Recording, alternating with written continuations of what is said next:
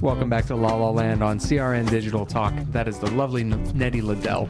And that is the very lovely and handsome Brett Chapin. Thank you. Full of compliments today.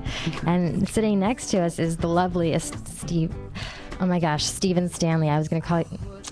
Never mind. She was going to call you Steve Julian. No, I was going to call Brett Steve Julian. Anyway, sorry. Yeah. Stephen Stanley. Stephen Stanley of www.stagescenela.com. That's right. Thank you. And we were talking in the break about how it's the Ovations. It's a little bit different than the Tonys because there's only 40 shows available for awards with the Tonys, where there's 400 with the Ovation Awards. Did we want to expand on that a little bit? But I've gotten a little bit of flack for being as generous as I am with the Zenies.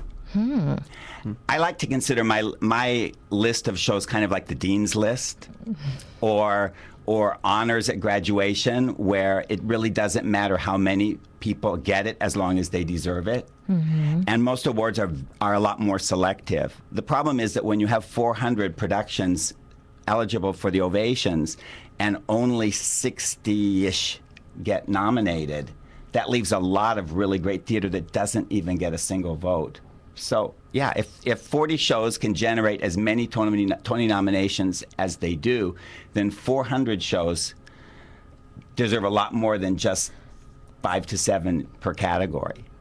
So how would you respond to those people that say, well, you know, Stephen Stanley, he gives out so many awards, doesn't mean much? How would you respond to those people? I would say ask the people that received them how they felt about getting it. Wow.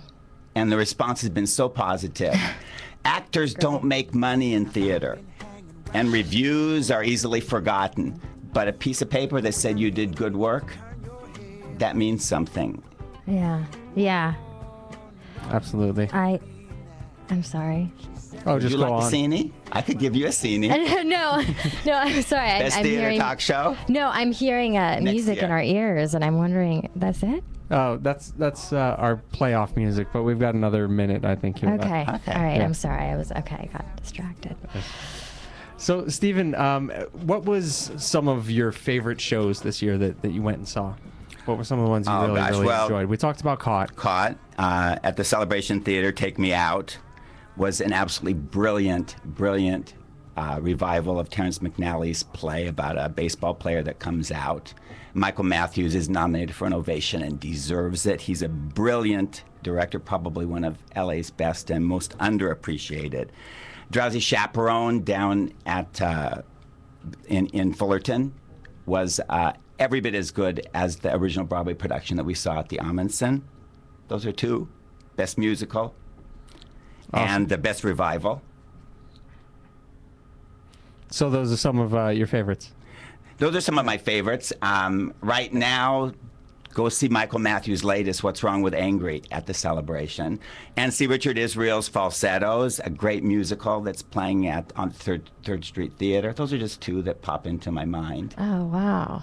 We did a contest. Oh, I'm sorry. No, go ahead. I was going to say we did a contest last week for Poor Behavior at Center Theater Group. Have you gotten a chance to see it? I'm not invited to review Center Theater Group shows. Oh, okay. I don't know why. So you're kind of the underdog. You're the underdog with a lot of heart. Well, at least originally, I was the underdog. I mean, you came up, but you came up on your own. I did. And here you have this, thank God for the internet. Yeah, because of digital, you have this massive way to be able to express yourself and be valid, you know, and be seen as valid and give people a lot of credit where credit is due. I was shocked to see that the 2 days of the Cine announcements, I had over 7,500 hits on my website, which is not a million like you get on YouTube, but it was a lot more than I ever would have expected. Certainly thousands of people. Yeah. And it seems like it's getting bigger every year. Hopefully, yeah. As the circle of actors that I know and directors and designers, there's a lot more that I really want to see. Well, we're certainly excited to follow it and see it grow. Thank you. Evolve. We get a lot of listeners from other areas of the country that are looking to come to LA and pursue their dreams of working in the entertainment industry. What advice would you give them, if any? Well, the first thing is, if you want to do theater, it's a great place to do theater, but don't expect to make any money. You're going to have to make your money in film and TV and commercials. And however, if you want a chance to act live on stage with amazing professionals, there's no place else in the country where you have so much talent doing so much theater. And for ticket prices that most people could afford. Something you cannot say about New York. Mm-hmm. At Gold Star and at Gold Star, even the basic ticket price is a third, a fourth of what you'd pay in New York for productions that have every bit the caliber of New York productions. Yeah. Well, we're going to be back in just a minute to talk to you a little more about theater in LA, Stephen. If you have any questions for Stephen, guys, last chance. 1-800-336-2225. Ask him anything you want.